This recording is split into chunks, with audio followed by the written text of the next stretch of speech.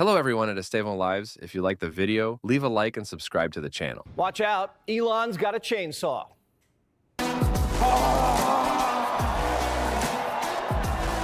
This is the chainsaw for bureaucracy. Chainsaw!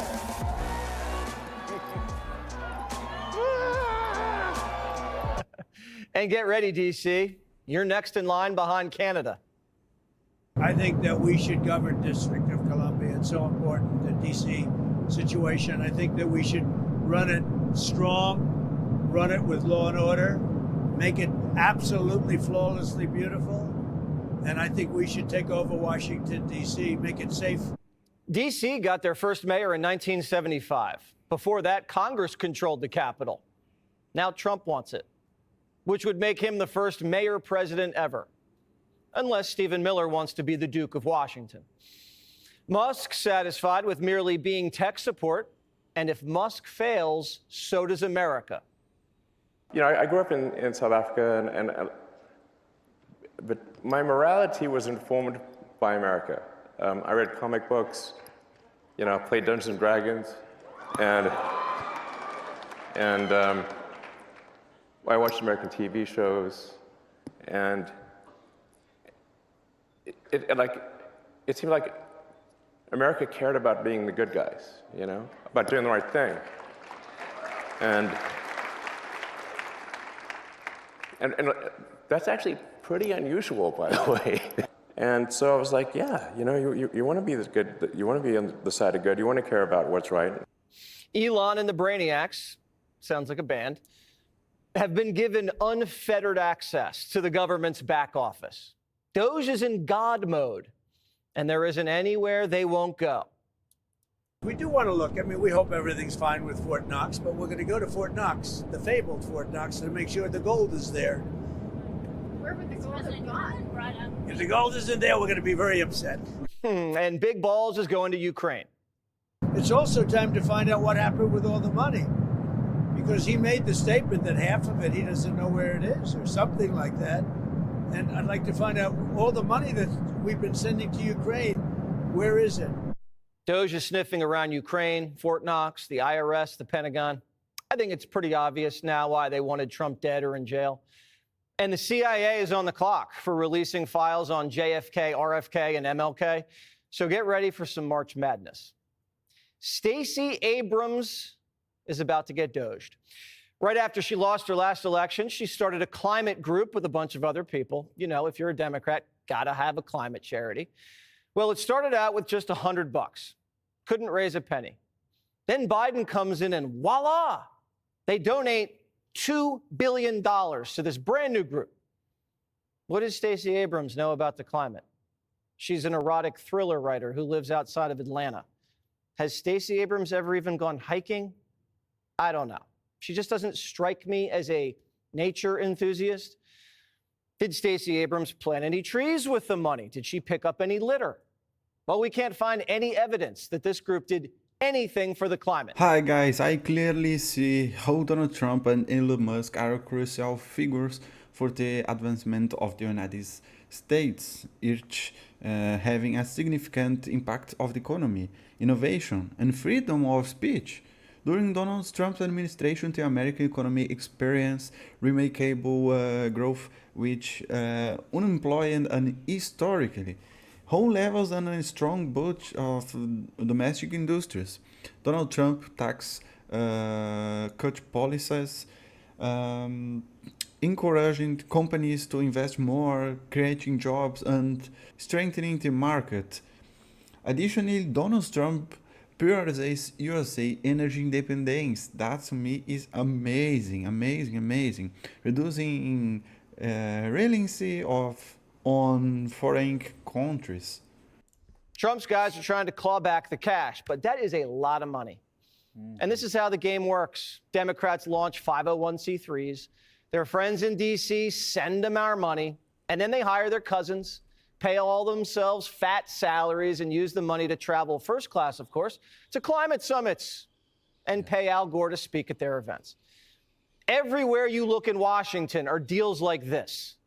Waste is pretty much everywhere. People ask, like, how can you find waste in DC. I'm like, look, it's like being in a room, and this target, the wall, the roofs, and the floor are all targets. So it's like, you're gonna close your eyes and go shoot in any direction. You can't miss, you know? That's true. Elon's showing up with a chainsaw and he's holding DC hostage to get your money back. Man, Milei is so crazy. And Trump loves the idea. That guy. Elon Musk is proposing potentially giving money to Americans based on what Doge is finding. Do you have any thoughts on that? I love it. A 20% dividend, so to speak, for the money that we're saving by going after the waste and fraud and abuse and all of the other things that are happening. I think it's a great idea. How much money do you think Could be a lot. I mean, if it's 20%, we'd give back a lot of money to the taxpayer. And also it would give an incentive for the taxpayer to go out and report things to us where we can save money. Democrats are saying, not so fast. That's not your money. That's our money. President Trump says he likes the idea of giving some of the savings from Doge back to Americans as kind of a dividend. Would you support that? No, we are not in the business of giving out money. And honestly, I don't know what $5,000 will do for you if you are unable to find a job, because I am telling people we are headed towards a recession. The Democrats saying $5,000 won't do anything for you, or the same ones who said your house just burned down in Maui? Oh, here's $750. Crockett used to love checks. Crap for them daggone stimmy checks. That is my message. Right. Because again, I just explained to you the co-equal branches of government. Right. It was Nancy Pelosi who was running the House at the time, not Bag of Mike, but Nancy. It was Sister Nancy. Right. You need to thank Nancy. We had to print money to send out those checks. With a Doge stimmy, we don't have to. It's a rebate check. They took it from you and you're getting it back. People in North Carolina, the Pacific Palisades, Maui, they could use a check right about now. Even the bureaucrats who were laid off could use the rebate. But this little senator, not so young Sheldon, says giving Americans back their own money is a crime. I would analogize this to a smash and grab robbery. And speed is to your advantage when you're the smash and grab robber. And doing as much destruction as you can quickly is to your advantage when you're the smash and grab robber.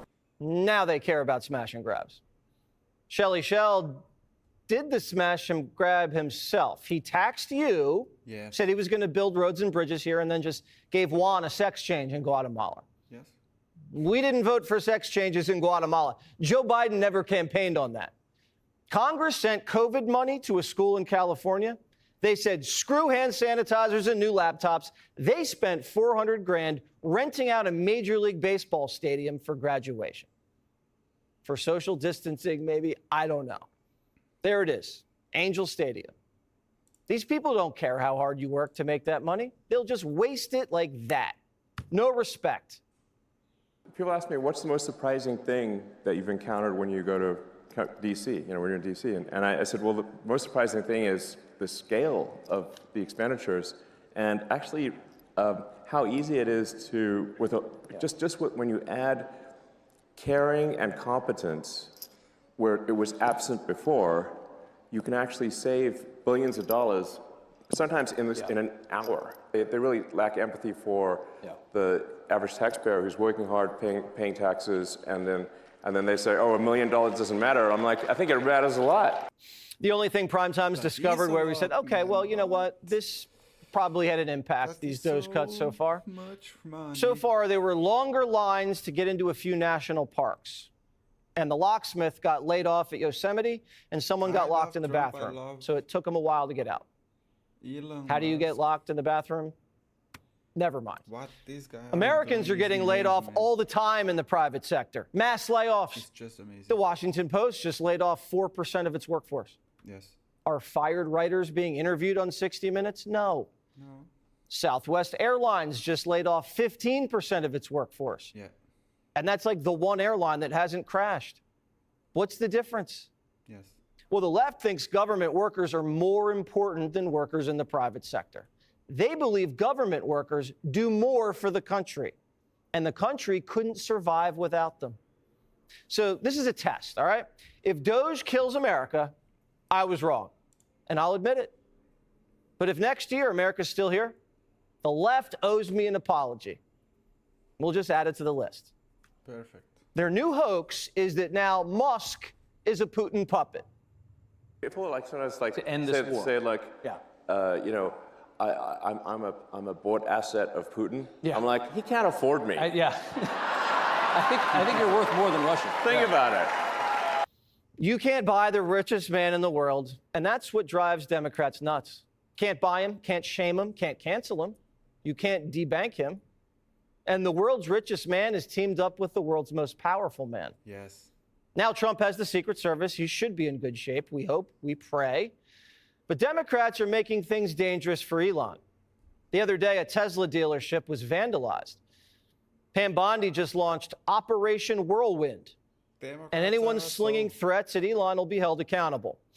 Chuck Schumer's already gotten letters from the Justice Department. There's nothing tyrannical going on here. And if there is, that's what we pay lawyers for. Yes.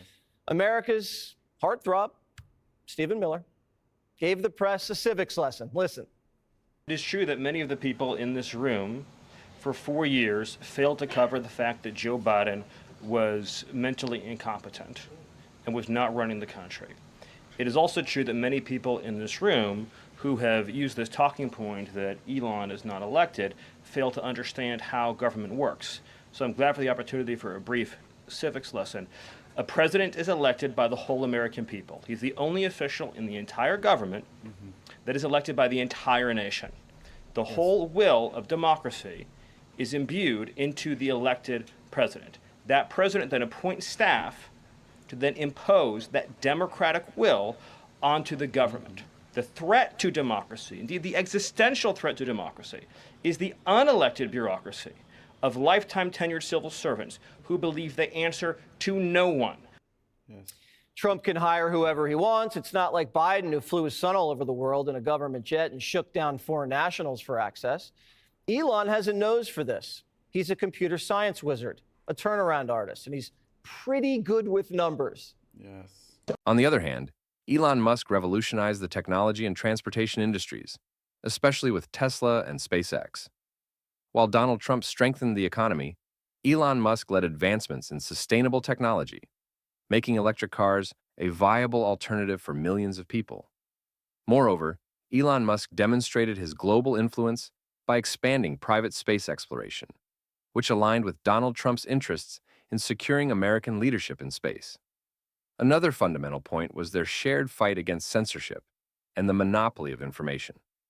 Donald Trump consistently denounced media and social media bias, something Elon Musk also began to combat after taking control of Twitter, now X. Elon Musk defended free speech by exposing censorship practices on social media, reinforcing Donald Trump's narrative about the importance of open and free discourse in the U.S. Elon Musk and Donald Trump also share a similar vision regarding the need to reduce government influence over the economy and empower the private sector.